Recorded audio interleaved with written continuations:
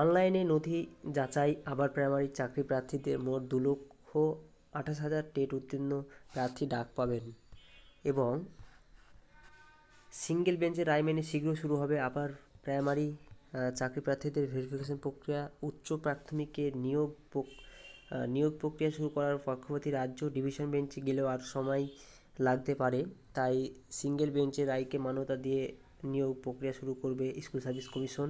21-এর বিধানসভা ভোটের আগেই আবার প্রাইমারিতে নিয়োগ প্রক্রিয়া শেষ করতে চলেছে রাজ্য। এই অবস্থায় 4 জানুয়ারি থেকে চাকরি প্রার্থীদের নথি যাচাই প্রক্রিয়া শুরু করতে হবে। একাধিক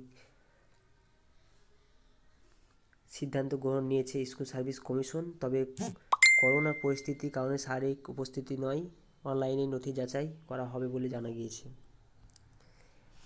আর এর আগে 2019 সালে ফেব্রুয়ারি থেকে এপ্রিল মাস পর্যন্ত মোট 44,000 মতো প্রার্থী নথিপত্র যাচাই করা হয়েছিল, কিন্তু এবার আর সেটা হবে না। এবার 2012 এবং 15 সালের টেট উত্তীর্ণ সকল চাকরি প্রার্থী নথি যাচাই করা হবে। এর ফলে প্রায় 2,28,000 টেট উত্তীর্ণ চাকরি প্রার্থী নথি যাচাই করা হবে। সকলে এবার নথি যাচাই করার জন্য ডাক পাবেন, তবে নথি যাচাই করা হবে অনলাইনে। এবং উল্লেখ, শিক্ষামন্ত্রী পার্থ চট্টোপাধ্যায়ের সঙ্গে বৈঠকে বসেন এসএসসির একাধিক আধিকারিকরা।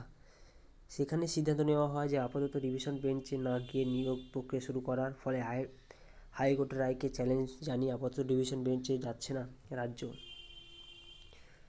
আর এর আগে গত শুক্রবার কলকাতা হাইকোর্টের বিচারপতি মাননীয় মৌসুমী ভট্টাচার্য নির্দেশ দেন 4 জানুয়ারির মধ্যে কাউন্সিলিং এর ডকুমেন্টস জমা নেওয়ার কাজ শুরু করতে হবে।